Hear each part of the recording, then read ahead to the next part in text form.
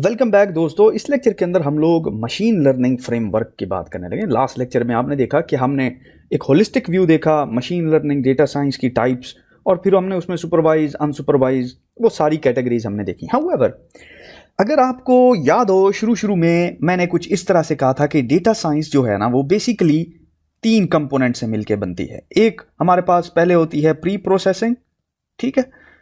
उसके बाद हमारे पास होती है बेसिकली एक्शन, या मैं उसको कह देता हूं प्रोसेसिंग। फिर उसके बाद हमारे पास होती है पोस्ट प्रोसेसिंग, ठीक है, प्रोसेसिंग। 3 चीजें। अब जरा आपने गौर करना, मैं थोड़ा सा इनके नेम्स को शिफ्ट करने लगा हूं ताकि थोड़ा सा हम वो टेक्स्ट बुक वाले कॉन्टेक्स्ट में आ जाएं, ठीक है। अच्छा, अब प्री प्रोसेसिंग बेसिकली क्या है? प्री प्रोसेसिंग डेटा कलेक्शन है, ठीक है, डेटा कलेक्शन। प्रोसेसिंग जो है वो है मॉडलिंग, बेसिकली कि आप इसमें क्या करते हैं कि मशीन लर्निंग मॉडल अप्लाई करते हैं, और वो अप्लाई करने के लिए डिफरेंट स्टेप्स होते हैं। तो मैं इसको सिंपल मॉडलिंग कह देता हूं, MODELLING, मॉडलिंग। और फिर पोस्ट प्रोसेसिंग क्या है? बेसिकली आप जब मॉडल कर लेते हैं, इवेलुएट कर लेते हैं, तो आप फिर आप उसको डिप्लॉय करते हैं। तो डेटा साइंस के बेसिकली मशीन लर्निंग, किसी भी मशीन लर्निंग प्रोजेक्ट के 3 स्टेप्स होते हैं। एक, आप डेटा कलेक्ट करते हैं, दूसरा उसको आप मॉडल करते हैं, ठीक है, तीसरा आप उसको डिप्लॉय करते हैं। अच्छा, अब जो हमारी टोटल साइंस है वो हमारी स्टेप 2 के गिर्द खड़ी हुई है यहां पे। तो चलिए इसको जरा एक्सप्लोर करते हैं। तो मैं मॉडलिंग ले लेता हूं, मॉडलिंग, LLING, मॉडलिंग, ठीक है। अब मॉडलिंग की मिसाल ऐसे ही है जैसे एक गाड़ी का रियर व्यू मिरर सेट करना हो। गाड़ी का रियर व्यू मिरर सेट किया ना आपने, कभी कभी गाड़ी चलाई होगी, गाड़ी में बैठे होंगे, तो ये रियर व्यू मिरर सेट करना है। अब जरा रियर व्यू मिरर का जो सेट करने का प्रोसेस है ना, इसको देखते हैं कि इसके अंदर कितने स्टेप्स हैं और इसके अंदर क्या ऐसी खास बात है जो कि मशीन लर्निंग के साथ रिजेंबल करती है। अब मैं आपको ये एग्जांपल इसलिए दे रहा हूं क्योंकि आपने कभी ना कभी इसके साथ इनकाउंटर किया होगा, ठीक है। तो हम यहीं से लेके चलेंगे।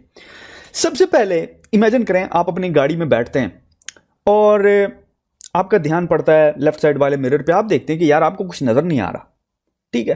तो ये क्या है? बेसिकली ये सबसे पहली चीज है, इसको कहते हैं प्रॉब्लम।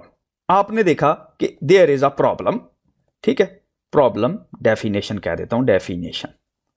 आपने देखा कि यार प्रॉब्लम है, गाड़ी नजर नहीं आ रही, ऐसा ना हो कि मेरी गाड़ी लग जाए कहीं पे या कोई मसला हो जाए। तो प्रॉब्लम आपने पहले सॉर्ट आउट किया कि वो प्रॉब्लम क्या है जिसको आप सॉल्व करने की कोशिश कर रहे हैं। ये वो पहला स्टेप है, ठीक है।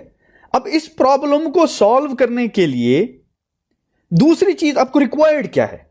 आपको जो चीज रिक्वायर्ड है वो बेसिकली इंफॉर्मेशन चाहिए आपको कि आपने ये प्रॉब्लम पे पहुंचे कैसे। कोई लैक ऑफ इंफॉर्मेशन थी, कोई प्रॉब्लम था, कोई चीज ऐसी थी जो कि ग्लिच था, तो वो लैक ऑफ इंफॉर्मेशन क्या थी? वो डेटा था बेसिकली।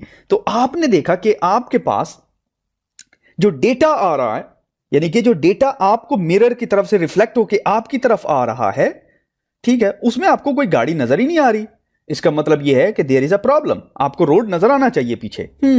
तो फिर आपने देखा कि वो जो इंफॉर्मेशन, जो डेटा मेरे पास आ रहा है वो है कौन सा डेटा, किस किस्म का डेटा आ रहा है। हाउएवर मशीन लर्निंग के अंदर of course different types of data होती हैं। स्ट्रक्चर्ड डेटा होता है, structured, sorry for my bad handwriting, unstructured data होता है, ठीक है। उसके बाद होता है स्टैटिक डेटा, ठीक है, और उसके बाद होता है time series data, time series data. हम इसको तसल्ली के साथ देखेंगे। फिलहाल आपने सिर्फ यही देखना है कि यार अच्छा मेरे पास एक प्रॉब्लम है कि मुझे पीछे रोड नजर नहीं आ रहा, ये प्रॉब्लम स्टेटमेंट है, गुड होगी प्रॉब्लम। अच्छा, तो अगर रोड नजर नहीं आ रहा तो मेरे पास एग्जिस्टिंग डाटा कौन सा है? तो डेटा आपने देखा कि यार जो लेट्स से मेरे पास जो चीज नजर आ रही है वो इंडिकेट क्या कर रही है? वो इंडिकेट आपको कर रही है आपका थर्ड स्टेप। थर्ड स्टेप क्या है? थर्ड स्टेप ये है कि आपने ये चीज डिफाइन करनी है कि अच्छा मेरे पास ये तो प्रॉब्लम है, मेरे पास ये डेटा आ रहा है, तो वो मेरी सक्सेस, डिफाइंड सक्सेस क्या है? तीसरा जो स्टेप है वो है कि भाई मैंने किस क्राइटेरिया के ऊपर इसको इवेलुएट करना है।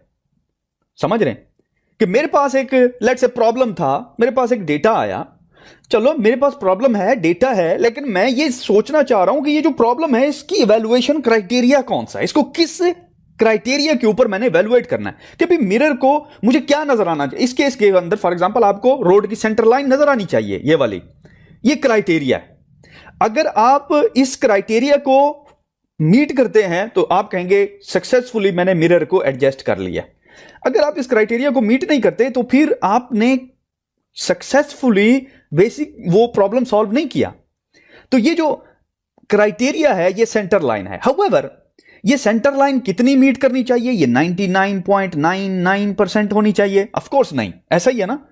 हाउएवर हाँ, ये इतनी होनी चाहिए कि इन फ्रेम होना चाहिए, ठीक है। तो ये बेसिकली परसेंटेज में आप डिफाइन करते हैं कि यार अच्छा 97% लेट्स से, यार चलो कोई बात नहीं, 80% भी सक्सेस चल जाएगी इस केस में, 80% भी इस केस में सक्सेस चल जाएगी।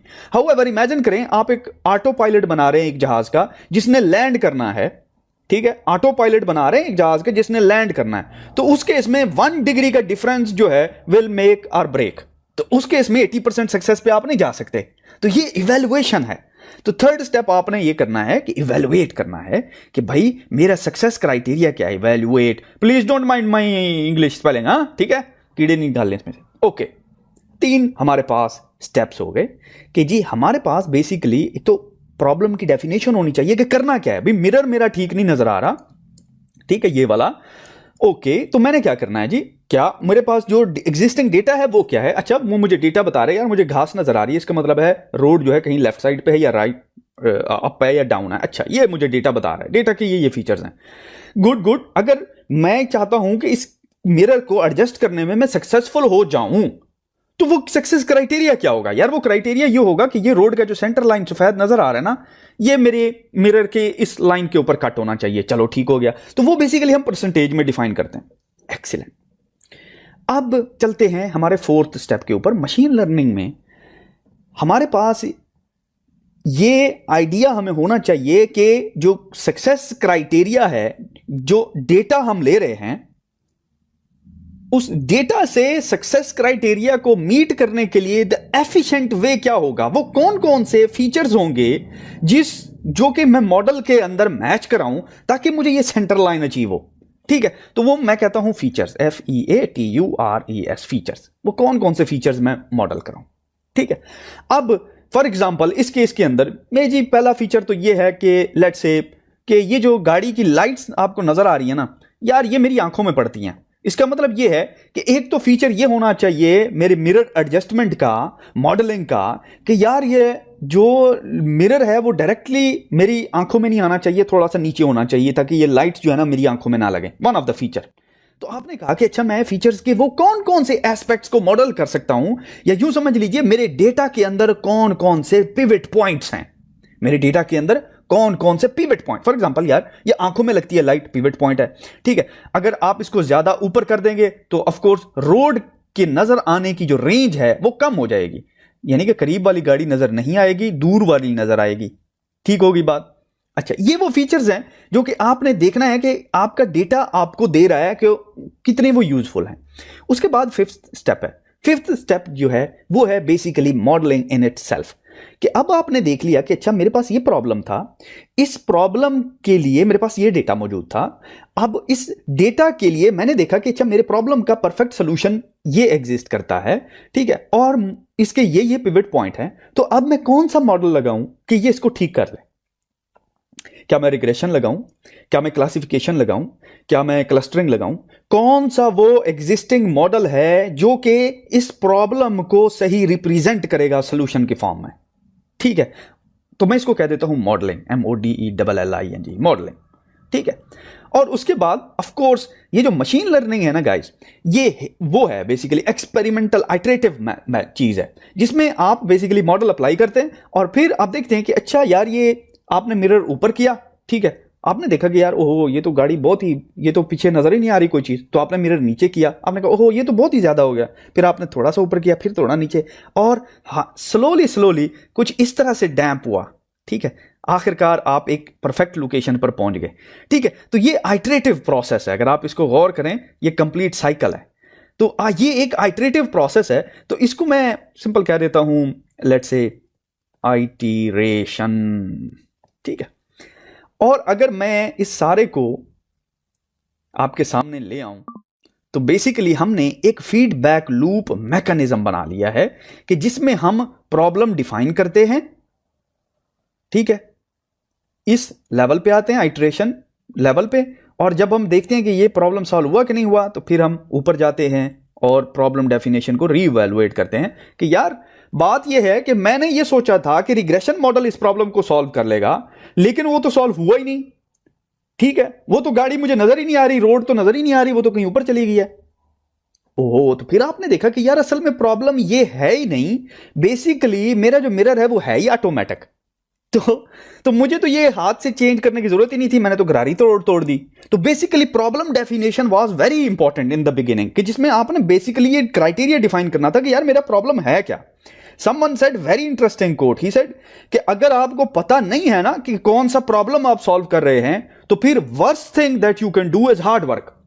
The worst thing that you can do is hard work. कब? जब आपको प्रॉब्लम का पता नहीं है।